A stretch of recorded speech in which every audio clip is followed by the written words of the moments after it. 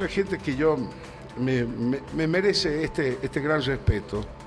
Por supuesto, uno respeta absolutamente a todos, porque todos ante los ojos de Dios somos iguales. Pero en este caso sí quiero decirlo, expresarlo.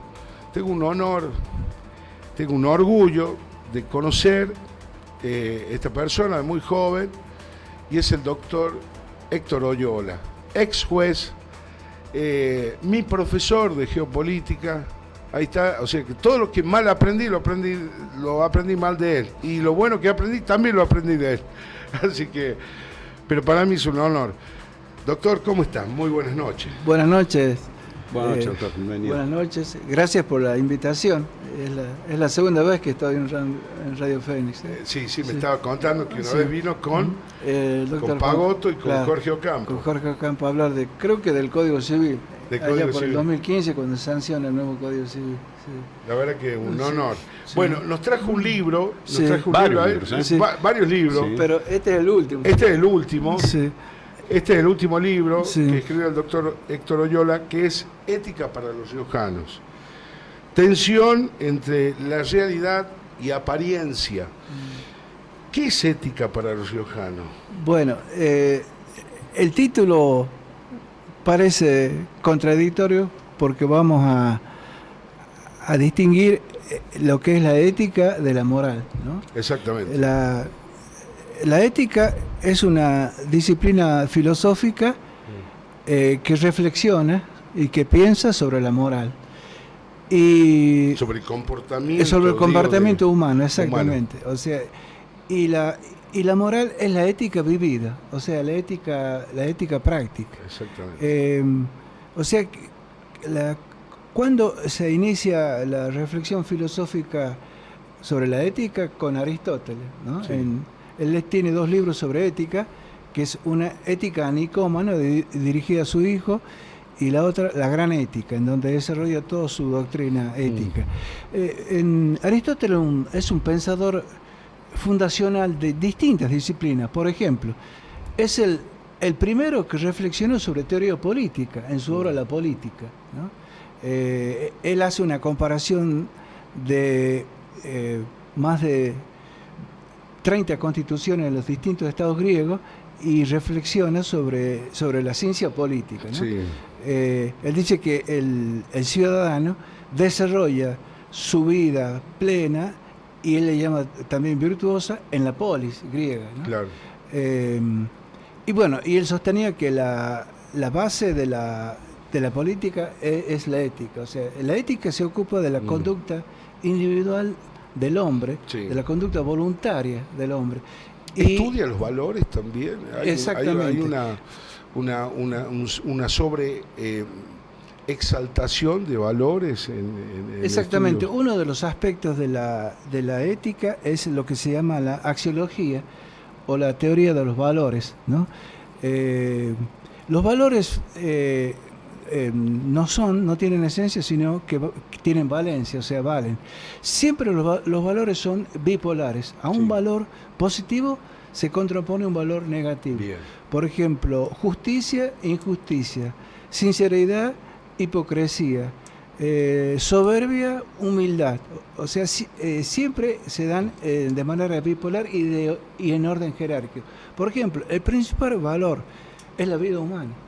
O sea, ese es el valor primordial. Por eso yo por supuesto, estoy en oposición al aborto. Al aborto, pro vida. Claro. Formo parte del movimiento pro vida de La Rioja. Y después está el tema del honor, el tema de la sinceridad, el tema de la empatía, es lo que falta en este tiempo. O sea, ¿se pierde el honor en muchos de los casos?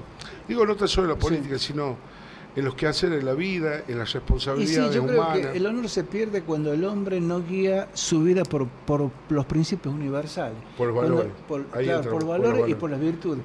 Sí. Hay 7 virtudes, hay 4 virtudes cardinales, o sea, que son virtudes fundantes de la actuación individual, que son la justicia, la fortaleza, la templanza y la prudencia. Son 4 virtudes cardinales, o sea, que deben guiar la vida del hombre en sociedad. ¿Son sostenidas temporalmente, digo, en el tiempo? ¿Son sostenidos estos 4? Bueno, eso yo digo en mi libro que todos esos los valores y las virtudes están oscurecidos en este tiempo, en donde predomina el tener más que el ser más. El ardito. Claro, el tema de por eso digo yo que en esta época que llamamos postmoderna, Sí. En el sentido de que vivimos en una sociedad hedonista en donde predomina el placer, materialista en donde predominan los valores materiales en vez de lo espiritual, es una época también consumista del facilismo. Se ha olvidado la ética del esfuerzo, la ética de la disciplina. O sea, por eso yo veo a la juventud un tanto desorientada y perdida. Y la tarea nuestra es, desde un grupo, yo integro la Asociación González, la tarea nuestra es enseñar en los distintos niveles este tema de la ética. Fíjese que Sócrates decía que el hombre que actúa mal es porque no conoce el bien. O sea, yo creo firmemente en que la ética se puede enseñar. Y yo creo, mire, yo tuve la suerte de tener, yo siempre lo digo en mis charlas, en mis libros, tuve la suerte de tener grandes maestros en Chilecito, ¿no? Les menciono algunos: Julián Amate, un gran docente de la década del 60, Teresa Cabero, que revolucionó la educación de la hermana del ex gobernador. El profesor Efraín de la Fuente, el gran poeta Alberto Campo, que había sido discípulo de González y de Marazo. O sea, tuve esa suerte de tener esa pléyada de profesores que a los 15 a 16 años nos obligaban, no digo obligaban, nos orientaban a leer a los clásicos. Profe, sí. recién hace un ratito usted hablaba de valores. Sí. Y está muy de moda, entre comillas, de que la gente diga se perdieron, sí. ¿no? Se han perdido valores cuando ve alguna noticia de esto, de aquello. ¿Los valores se pierden? ¿Las sociedades pierden los valores? Yo creo que están un poco opacados, oscurecidos. Como decía recién, pero no perdidos. No se pierden. No se pierden. Yo siempre digo que hay grandes ejemplos de personalidad ética en el mundo, ¿no? Que por ahí la juventud no los conoce o no los descubre. Por ejemplo, Luther King, sí. Ese gran pastor bautista, ¿no? Que luchó contra el tema del racismo en Estados Unidos. Mandela, otro gran persona en Sudáfrica que luchó contra el apartheid. Albert Schweitzer, un médico norteamericano que dedicó su vida en África, en la Marena, a curar a los leprosos. La Madre Teresa de Calcuta, que toda su vida estuvo al lado de los más humildes, de los últimos entre los últimos, la llevó en Calcuta. La lucha de Gandhi. Claro. El doctor Maradona, no el jugador del fútbol, el doctor Maradona, un médico que estuvo toda su vida en el Chaco, en el impenetrable, y dedicó su vida a paliar las enfermedades del prójimo. O sea, hay grandes personalidades que a veces la juventud no los conoce. Sí. Incluso nosotros, fíjese, la tarea nuestra desde el grupo gonzaliano es rescatar las grandes personalidades históricas de La Rioja, ¿no? Y esto se debe también a una enseñanza y un aprendizaje que yo tomé y forma parte de mi vida. Sí. Ética es una palabra etimológicamente griega, que tiene que ver con los modos, con los caracteres, con la forma de ser. Claro, entonces, en ese modo de ser, ¿cómo ve la sociedad riojana? Sí. ¿Cómo observa usted la sociedad riojana, ese movimiento con este carácter, con estas costumbres, que costumbres no tiene que ver solamente con la costumbre, con las comidas ni con la cultura, tiene que ver con una costumbre de desarrollo, una costumbre de ¿cómo está viendo esto? Bueno, mire, el modo de ser de cada uno. Yo veo una tensión entre, como dice el título del libro, entre realidad y apariencia. En La Rioja vivimos mucho de las apariencias y olvidamos la realidad profunda, ¿no? Vivimos... Disculpe, profe, ¿no es un fenómeno mundial ese? Sí. Casualmente... Aparentar. Exacto, aparentar, tener el auto último modelo, tener la mejor casa, ostentar. Y lamentablemente la clase política... Es ser por lo que el auto, no por lo que soy. Por la vestimenta, la apariencia. Es por eso dice tensión entre realidad y apariencia. Tensión entre sinceridad e hipocresía. a veces tenemos una doble moral. No es una carencia la ostentación. Yo creo que sí. Filosóficamente. Tiene que ver con un poco la soberbia, ¿no? Porque lo contrario a la soberbia es la humildad. Yo creo que, fíjese, yo he conocido grandes personalidades de una enorme humildad. Por ejemplo, en el año 72, en Córdoba fue a una disertación en la universidad el doctor Julián María, discípulo nada menos que de Ortega y Gasset. Un hombre de una enorme humildad, ¿no? Y nosotros éramos jóvenes, 16, 17 años, y bueno, y él nos enseñaba filosofía con una gran humildad, y bajaba, porque era un hombre de un gran nivel, un conferencista internacional, trataba de llegar a nosotros los jóvenes, ¿no? Otra cosa, yo tuve también la suerte de tener en Córdoba grandes maestros, no solamente en Chile, sí, Enrique Martínez Paz, Alfredo Orgaz. ¿Eso te formó como educador también? Exacto, claro, o sea, los maestros que tuve en Córdoba, ¿no? Vélez Mariconte, o sea, grandes maestros del derecho, ¿no? Que ¿En qué te sirvió como humano? Claro. ¿Cómo te formó como humano? Claro. Estos ejemplos de estos profesores, claro, de estos profesionales, claro. ¿En qué forjó en vos tu carácter, tu modo de ser? ¿Sabés lo que ellos me enseñaron, y los de Chilecito? Que en la vida todo se conquista con esfuerzo, con disciplina. Por eso ahora vivimos una época postmoderna del facilismo, de hacer todo que sea fácil y rápido. Ganar el dinero, claro, no importando los medios, claro, de manera maquiavélica. El fin justifica los medios. No está haciendo pensar lo mismo, ¿no? Sí, porque lo tocamos hace un par de noches cuando fue este crimen de estas nenas tan horroroso en Buenos Aires, que se habla de... Porque eso que decía usted, mire, yo voy a dar un ejemplo, no lo usted, seguramente, el tema de las redes. Sí. Ustedes sabían que ya en varios países la gente paga para sacarse fotos en un jet privado que está estacionado. Claro, sí. Y aparece una aeromoza que le sirve algo para después aparentar en las redes sociales que uno estuvo viajando y en realidad el avión nunca salió. Claro, sí. Eso es lo que usted me dice de la apariencia, ¿no? La apariencia, sí. Y sí, y bueno, la apariencia, fíjese que la posmodernidad tiene varias características, ¿no? De este tiempo. Muchos sociólogos, filósofos, pensadores dicen, ¿cuándo empezó la posmodernidad? Algunos sostienen que empezó con la Revolución Juvenil en Francia en 1968, ¿no? O sea, cuando la juventud francesa se rebela contra la política tradicional, contra todo esto, el consumismo, el relativismo moral, el materialismo. Sí. Entonces, y ahí se produce un clic, ¿no?, en la sociedad. Y yo creo que todavía vivimos, y también se habla de la era, fíjese, de la posverdad. La posverdad. Es como que la verdad que enseñaba Aristóteles, la correspondencia entre el ser y la realidad, es como que se ha dejado de lado. O sea, y también se habla de la poshumanidad. Sí. O sea, siempre estamos hablando de pos. O sea, y influye mucho la tecnología, ¿no? La tecnología en el olvido del ser. El tema del predominio de la inteligencia artificial, claro, que se utiliza para la malas artes en la política. Pero ahora el tema de la inteligencia artificial también... Tiene aspectos positivos y negativos. No. Sí. Yo veo, por ejemplo, que no la sé usar. Quiero ser honesto. Sí. Yo tampoco. No la sé usar.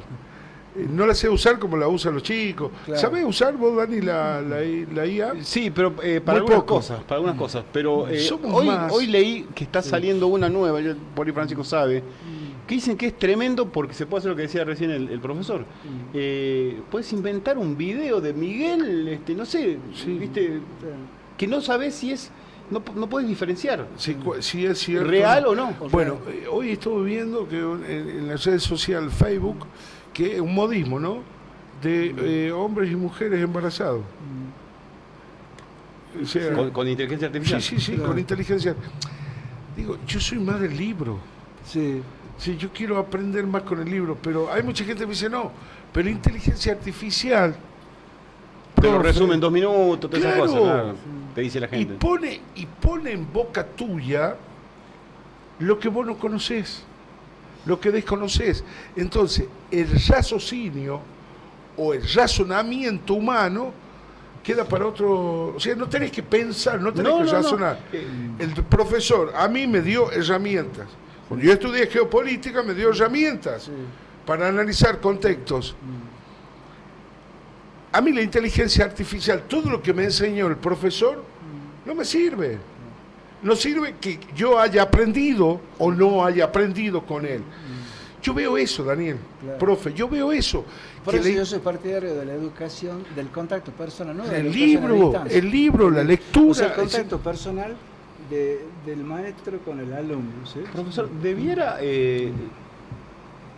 no sé, con el tema de la inteligencia artificial, que avanza, como le digo, hoy ya salió una cosa nueva, haber una especie de, tendrían que inventar, crear alguna especie de cuestión de código de ética para salvaguardar alguna cosa, si esto avanza a un punto que pueda reemplazar a... Usted sabe que existen códigos de ética en la ¿sí? función pública, en la justicia, pero lamentablemente por ahí no se aplica.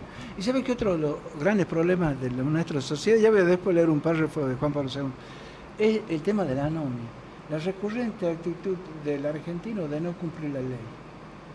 Fíjese usted que parece en una esquina... Es un comportamiento raro, ¿no? Antisocial. Es un comportamiento raro. Exacto, antisocial. Es desafiante, la anomia es relevante, o sea, de rebelarse la persona contra las reglas, contra... Fíjese que... Es natural. ¿Cuál es el beneficio de cumplir la ley? Que es propio de los países avanzados. El cumplimiento de ley cohesiona la sociedad, la hace sólida y fuerte.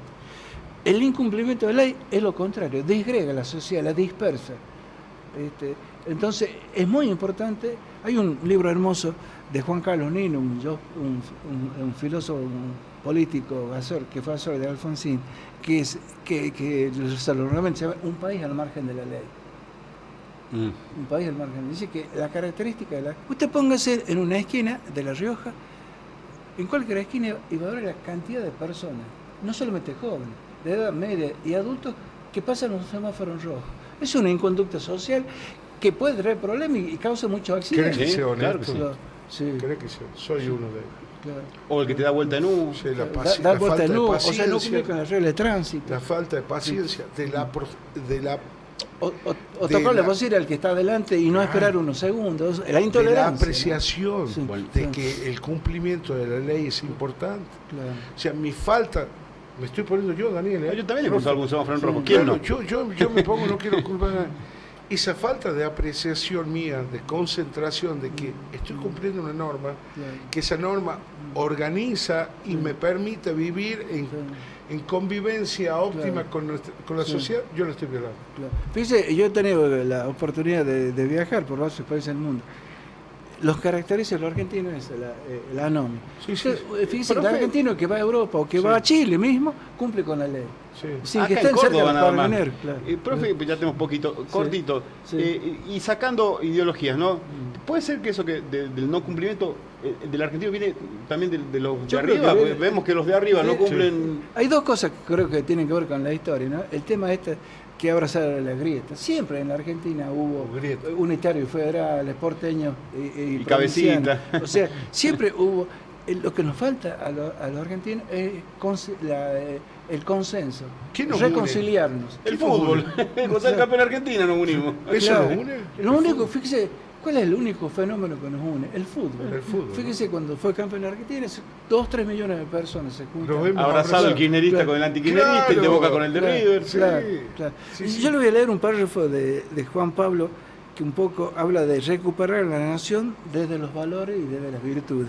Él dice, Juan Pablo II, en su encuentro con los obispos argentinos en Roma en enero del 2000, les decía, les hablaba a los obispos argentinos, dice, solo una nueva propuesta de los valores fundamentales como la austeridad, la responsabilidad por el bien común, la solidaridad, el espíritu de sacrificio y la cultura del trabajo pueden asegurar un futuro esperanzador para todos los miembros de la comunidad nacional. Y eso se ha perdido, la cultura. Se ha perdido, ¿no? Lamentablemente, con este de los planes sociales, de la dádiva, del populismo, malentendido, ¿no? Hoy, ¿cómo empezó a gustar esa parte del profesor?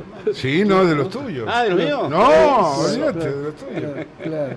O sea, fíjese, Juan Pablo nos decía, hay que recuperar las virtudes ciudadanas, ¿no? Exactamente. El amor por el trabajo, por la disciplina, por el esfuerzo, combatir el facilismo, ¿no? Y bueno, y eso es la Argentina. Fíjese, Yo una vez estuve en Europa, visitaba, yo soy un enamorado de filosofía, entonces uno de mis sueños era conocer Grecia. Y bueno, claro. en el 2014 hubo oportunidad de estar en Atenas y recorrer, por ejemplo, el Liceo de Aristóteles, donde él enseñaba con el método peripatético caminante, que yo les decía cuando enseñaba geopolítica. La Academia Platón, que está en el centro, el Ágora, donde enseñó Sócrates caminando, ¿no? O sea, y yo lo que observaba de los países europeos, no solamente el acatamiento de la ley, ¿sabe cuál es el país europeo que más acata la ley, más disciplinado, aunque a nosotros no nos guste? Inglaterra. ¿Sabe que en Inglaterra nadie va a tocar la bocina? Cada uno se conduce por su carril, nadie se va a adelantar, nadie va a establecer en doble fila. Es otra cultura. Sí. Fíjese, decimos que los ingleses son piratas, que son... Sí, no, es cierto. Que un imperio... Exactamente. Pero lo que yo observé en los pocos días que estuve en Londres es el acatamiento de la ley y el orden y la disciplina. Que es otro de los problemas argentinos, la indisciplina y el descontrol, ¿no? Profesor, lo voy a invitar a vuelta. Sí, olvídate. Lo vamos a invitar a vuelta. Mire que a Daniel ya le gustó. Ya a Daniel le gustó que haya estado. Y yo le voy a dejar mi libro si ustedes lo estudian. Bueno, porque yo digo, es una invitación a pensar. ¿Dónde lo puede comprar el libro? En mi domicilio, Avenida Facundo Quiroga, 528. Avenida Facundo Quiroga. Ética para riojanos, tensión entre realidad y apariencia, Héctor Oyola. Aquí está, mira. Gracias. Yo tengo un gran orgullo por este hombre me enseñó muchísimas cosas buenas, que yo las haya planteado mal es otra cosa, no es responsable. Acá está el libro, lo podés comprar al libro, ¿no? Acá está Facundo Quiroga 528, mi domicilio. Facundo Quiroga 528, Ética para Riojanos, lo podés comprar el libro, es un gran hombre, es una cabeza maravillosa este hombre, así que muchísimas gracias, Doc. Bueno, muchas gracias a ustedes por darme la oportunidad de hablarle. Lo quiero y lo respeto muchísimo. Bueno, yo lo siento un gran orgullo porque digo, ¿cómo mis alumnos triunfan? ¿Qué tal, en el prime time de Fénix? Se ve que algunas semillas buenas dejadas. Exactamente. Claro. Exactamente. Bueno, sí, ¿cómo es su nombre? Daniel Quintero. Señor Daniel Quintero, gran periodista. El gorila de la radio. La otra vez hablaba del tema de Perón. Sí, lo escuchaba yo un poco. Yo, en realidad, yo soy antikirchnerista, pero soy justicialista. ¿Usted es peronista? Claro, soy... pero si es antikirchnerista ya tiene un poquito de mi cariño. ¿Sabe por qué? Porque mi padre fue uno de los fundadores del peronismo en Chilecito en el año 46, fue intendente de San Martín, en 2 veces, allá la segunda vez en el 84 al 87.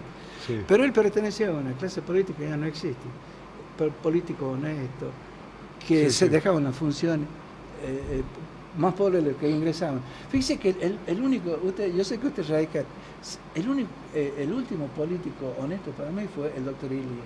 El doctor Arturo Ilía. ¿Raúl Alfonsín no, profe? También Alfonsín. Sí. Pero más, yo creo que el que representa la ética es el doctor Ilía. Chavo, yo le cuento una anécdota al doctor Ilía. Nosotros estábamos en Córdoba en 71 y vemos...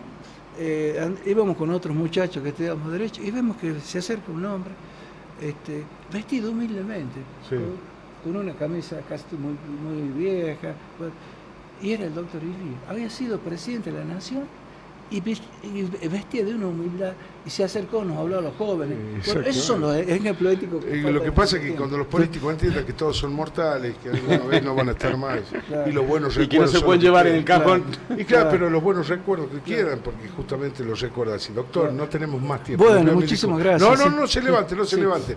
Señores, gracias, Daniel. Gracias, muchísimas gracias. Te quiero pedir una fotito. Poneme una, Francisquito. Escucha, yo traigo un audio para hacerte escuchar, te lo voy a escuchar el martes. El martes.